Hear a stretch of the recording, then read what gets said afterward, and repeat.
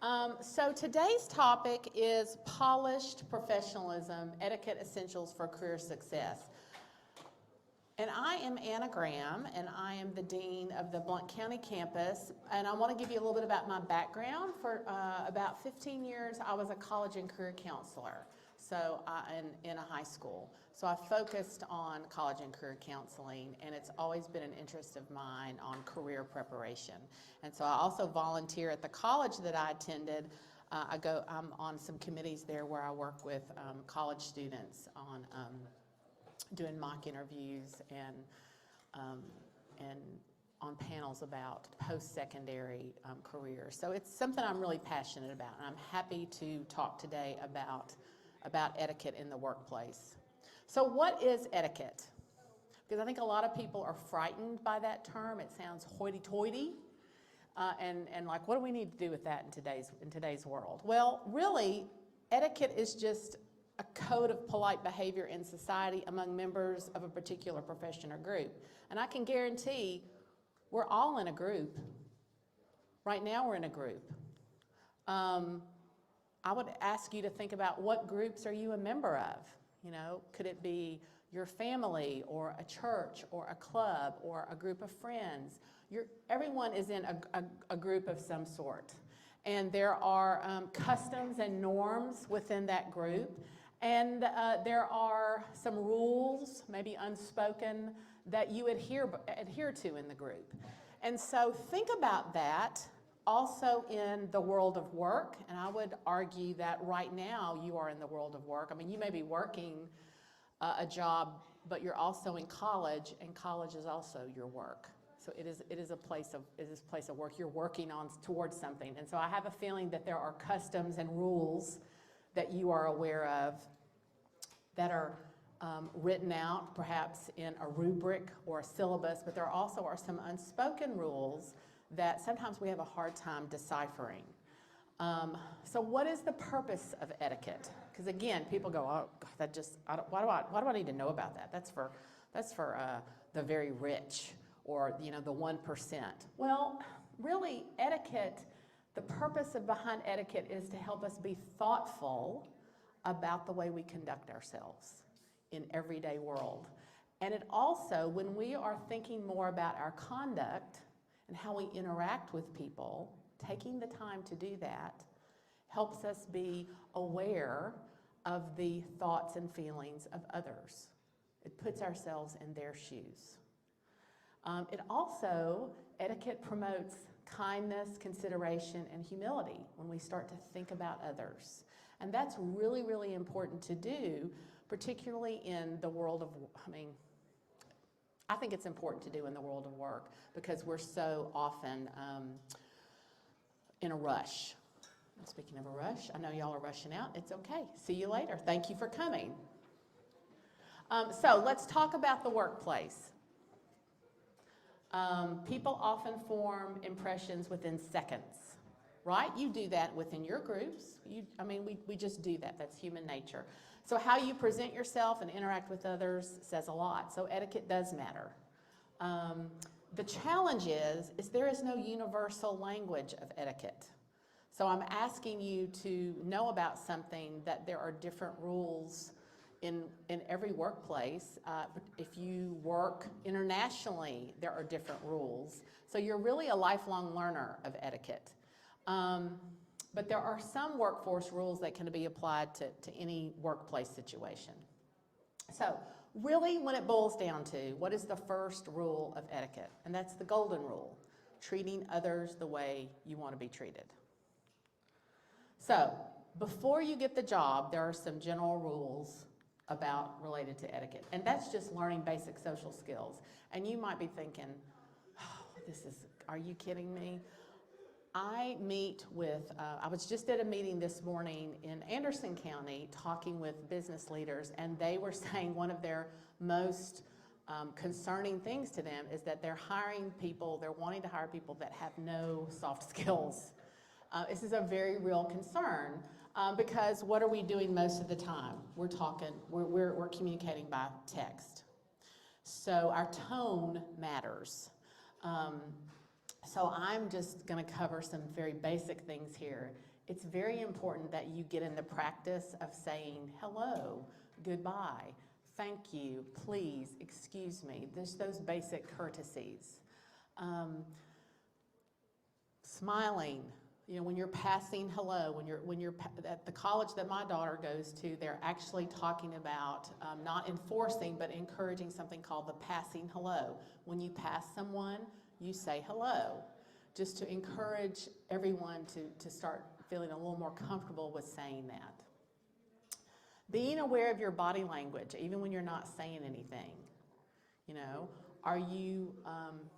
do you appear that you're interested or focused? Or you seem bored? Can the person that you're talking to tell that you're not focused on them? I'm going to switch over to email tone. This is something that I hear from a lot of people. Watch your tone. You might even want to say that email out to yourself. Please use complete sentences, particularly when you're emailing somebody about something professionally. An instructor in your college world of work, you need to be careful, be polite, be pleasant, but don't be pushy.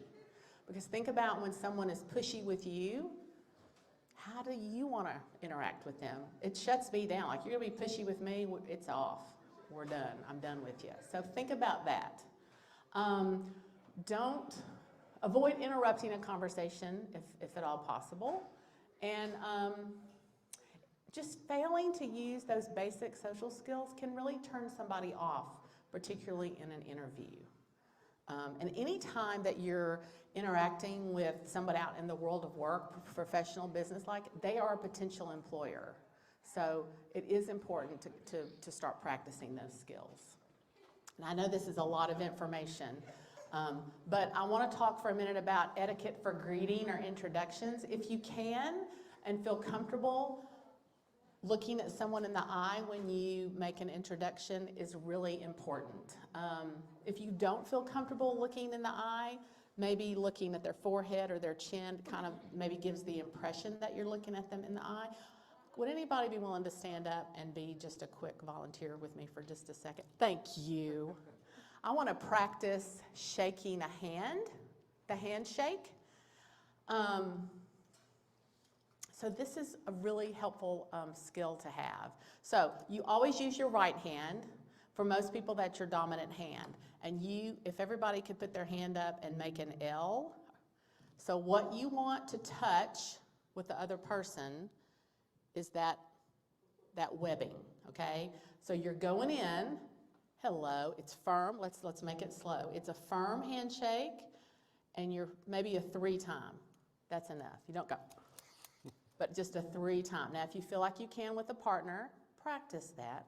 I'll give you a minute. Hello, it's so good to see you. Thank you. See, that's easy. Anybody want to practice? The webbing needs to touch. That's the key there. And then maybe if you're uncomfortable with that, be sure to bring your hand sanitizer. Have that with you at all times. That's okay. When introducing two people to each other in the world of work, try to use your Mr. or Ms. And I go with, even though I'm married and traditionally we used to be Mrs., I go with women with Ms. Now, if you are talking with someone and you are unsure of their pronouns, you just may want to introduce them by their first name. But just to be aware of that, of how you might want to introduce. So let's talk about dressing the part. Professional attire is different at every organization. It depends on where you're going to work, where you're going to interview. So you might need to do a little bit of research before you have a job interview, and that's pretty easy to do nowadays with the internet. You could go on LinkedIn, you could go on the jobs website, try to see some perhaps casual pictures to see how people work at the place that you're trying to work. Just pay attention. But let's say you're applying someplace and, man, I don't have those kind of clothes. I would encourage you to consider shopping at Pellissippi State's Career Closet to get you started, or thrifting. I mean, you can find a lot of great stuff at thrift stores. I would just encourage you to be clean and properly groomed, okay? So I would be saving,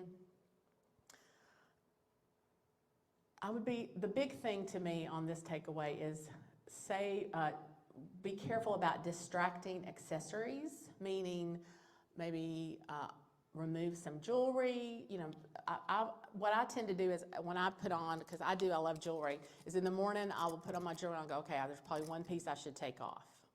And that's something I learned from a friend who had a class when they were getting their MBA. They had a career consultant come in and said to the folks, whatever jewelry you put on, or even if it's, you know, for men, a belt and a tie and a tie clip, just always think about removing one piece and you're probably good to go. I would also discourage strong fragrances. That can really put people off. Just want you to know that. You can absolutely do all that when you're not at work, but it's a good idea to remove that. And in general, for an interview or just going to work, it's better to be overdressed, maybe a little more formal than underdressed. Computer. Now is the time, if you do not have a professional email, you need to have one. So we don't need hotmama@gmail. You need to have a professional email address. And I would have it be something other than your Pelisippi email, because eventually that's going to go away. So it's important to have a professional email address. And so it's also important that you always proofread your work. Maybe use Grammarly. That's a great, it's a paid subscription, but it's really, really helpful. Always capitalize at the beginning of a sentence. Don't use abbreviations. I would keep your note really brief and to the point, but not so much that the tone appears short. I always close my email with a thank you, or be well, or take care, talk with you soon, I'll look forward to hearing from you, that kind of thing. And handwritten notes are really making a comeback. So if you're not used to handwriting personal notes, or if you feel like your handwriting is terrible, I would start practicing that a little bit. Because handwritten notes are really are kind of what I would call a next level in terms of having someone remember you. The other thing I would encourage you to do is develop your elevator pitch. Has anybody ever heard of an elevator pitch? What, can you tell me what it is? An elevator pitch is when you get the fundamental aspects of what you're trying to describe. Mostly, it's yeah, like you would literally get in this elevator, and between the first and second floor, could you in 30 seconds leave a lasting impression on that person?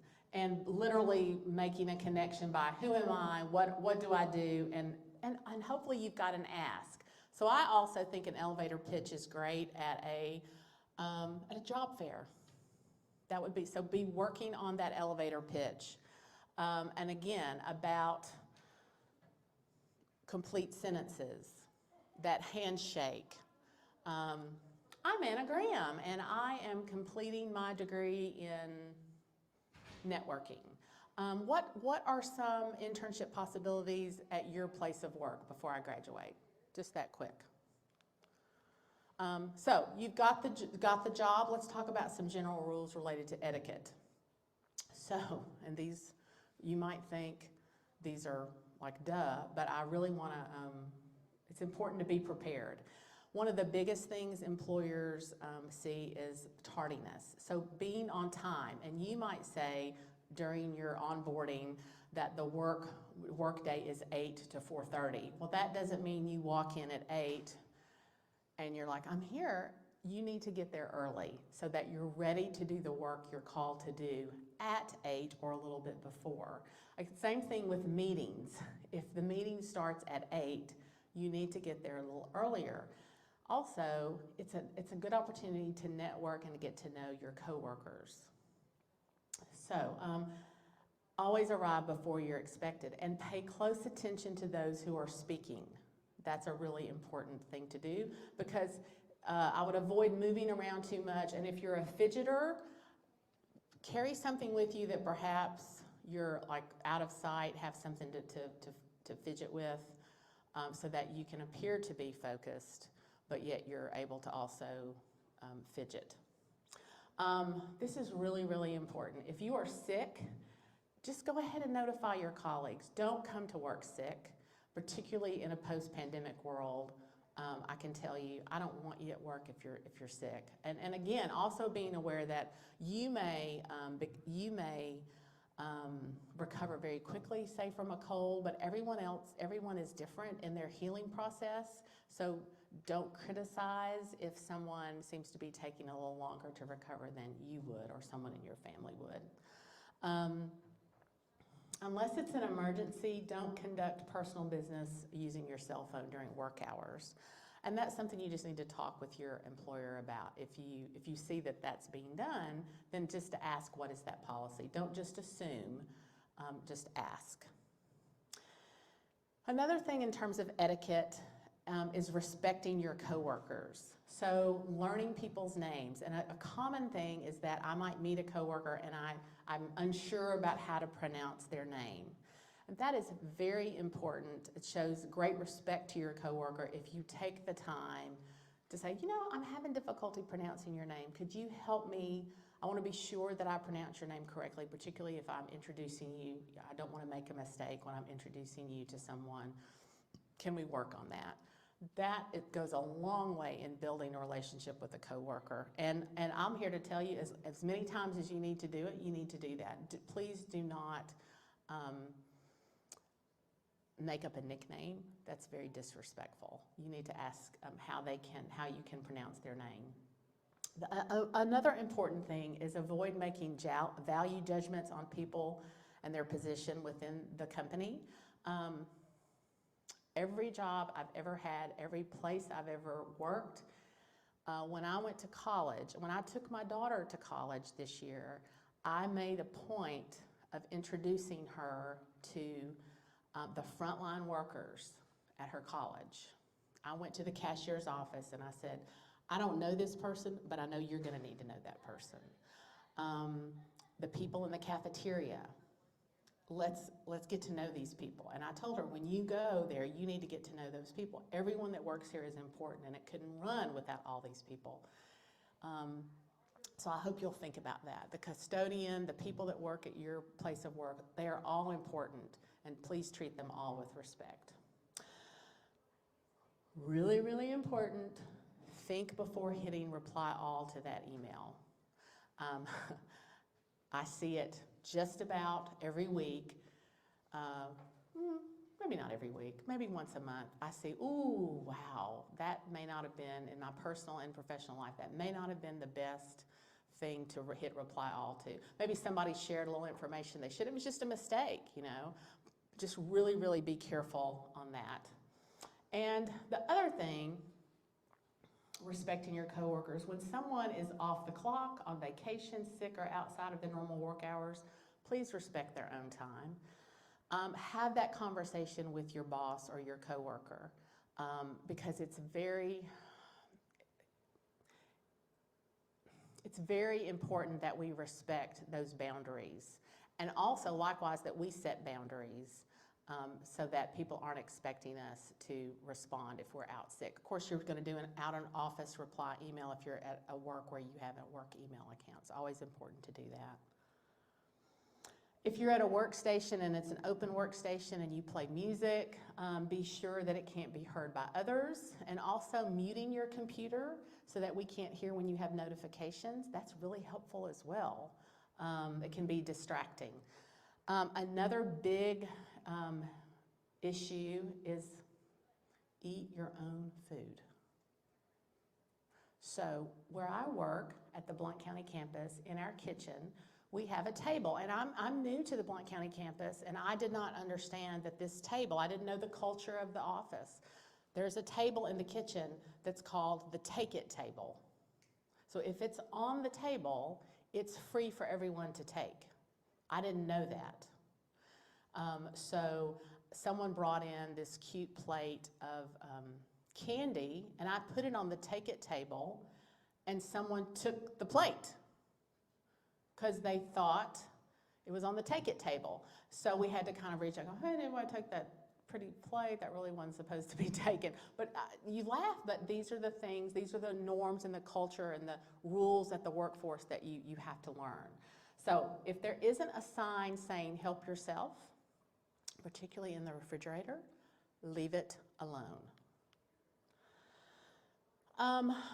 Just respect also others' personal space. Don't eavesdrop, don't peer over someone's shoulder. I'm seeing increasingly folks that have a darkened screen over their computer, if they have, so you can't see their information. Particularly if you're in a place that has personal information, that might be a helpful screen to have. Just because a door is open or a person's workspace is within reach of you, don't just walk in. Don't knock, hey, do you have a second? Because they might be in the middle of something. They might actually be on a Zoom call and you can't tell.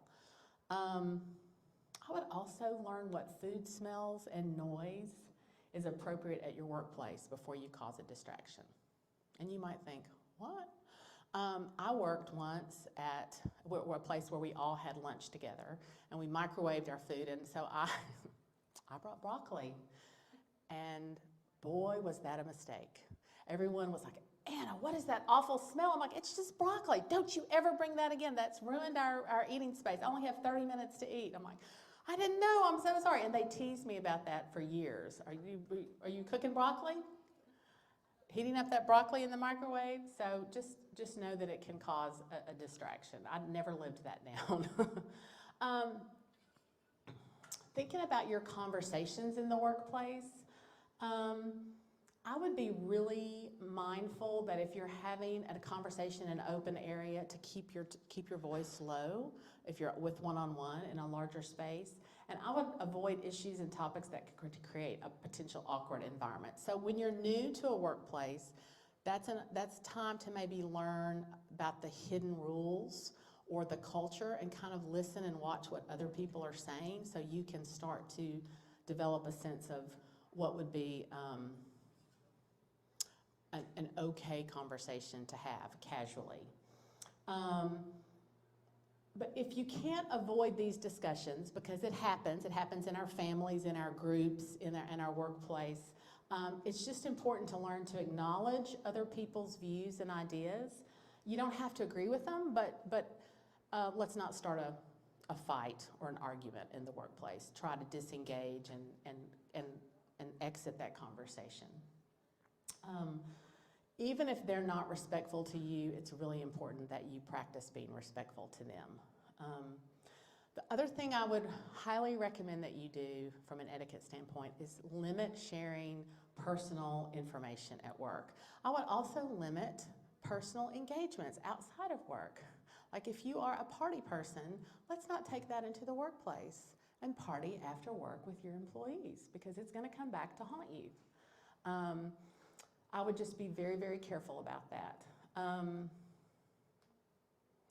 Personal conversations about a place, about coworkers. First of all, I would encourage you, don't gossip about your coworkers, but if you are going to have that type of conversation, it needs to take place outside of the workplace. So if you wanted to meet someone, say for a cup of coffee or for breakfast before work, that's the place to have perhaps a personal conversation. But overall, set a good example, be positive, and do not gossip. I think this is a really hard thing in our society, where we're all about perfectionism and not wanting to make mistakes. Being accountable to yourself and to others, admitting when you've made a mistake, because we all make mistakes. Just owning up to that and offering to correct that. Again, in a polite way, not trying to hide that, is a very good approach to take.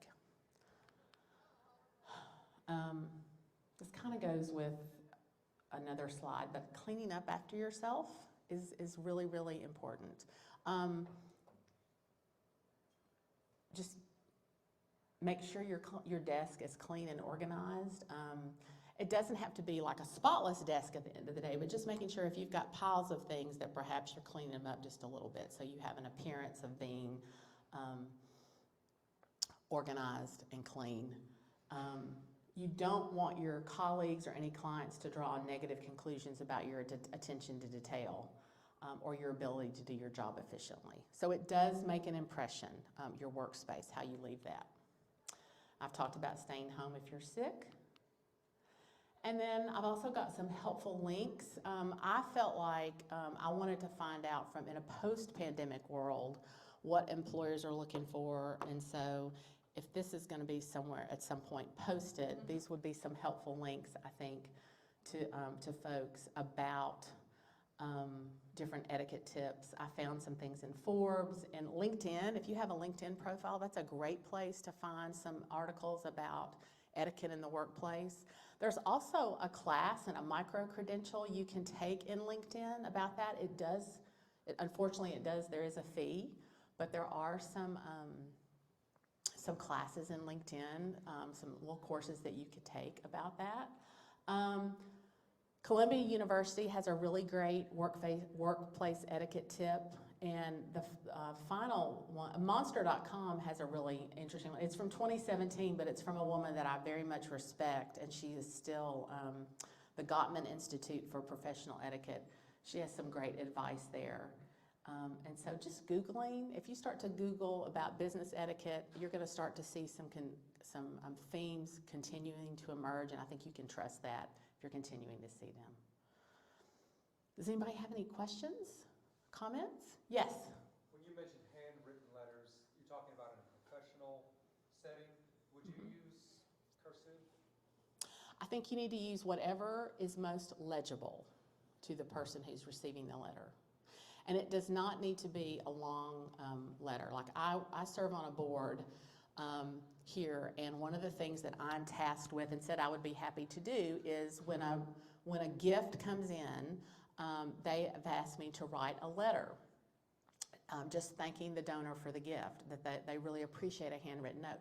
And I have to say, I panicked over that a little bit because I knew that the donor, I don't know this donor personally, but I know this person is like a very important person in Knoxville. And so that made me nervous. And I had to remind myself, of just being yourself in the letter.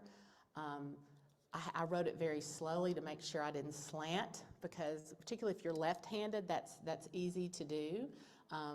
So I had to actually write it out on a piece of notebook paper, and then wrote my 3 to 5 sentence note.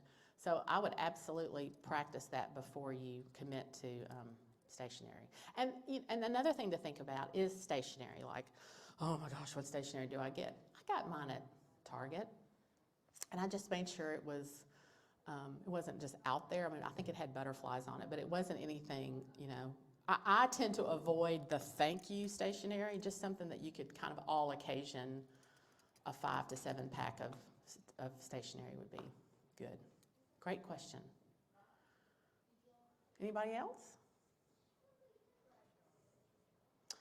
Becca, is there anything that you think I should cover? No, I think that was fabulous. I did think about one thing.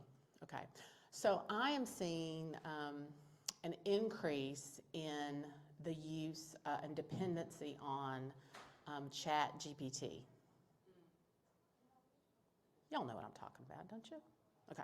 I'm going to say full disclosure, use it myself every single day. Okay? But I use it as a tool, not to replace what I'm doing. So in my previous job here at Pellissippi as the Director of Annual Giving and Scholarships, if you get a scholarship from the foundation, it's required that you write a thank you letter. I use ChatGPT enough that I know when I get a thank you letter and it's just put through, write a thank you letter to the foundation about this scholarship, red flag. If I'm doing that, if I'm getting that, you better believe your employer knows it as well. Because when they start to see people with the same tone, they're gonna know. So if you're gonna use ChatGPT, and again, it's a time saver for me. Like I use it to generate ideas, but if you start to rely on it too much, please be thinking about just, it's a jumping off point. Like, I mean, I looked up some of this stuff, but then I also went to these helpful links and confirmed, okay, is this the direction I need to be heading in? So it's absolutely a valid tool. Don't rely on it too much because it will come back to haunt you, okay? If you have any questions after, come up and ask me. Thank you very much. Great.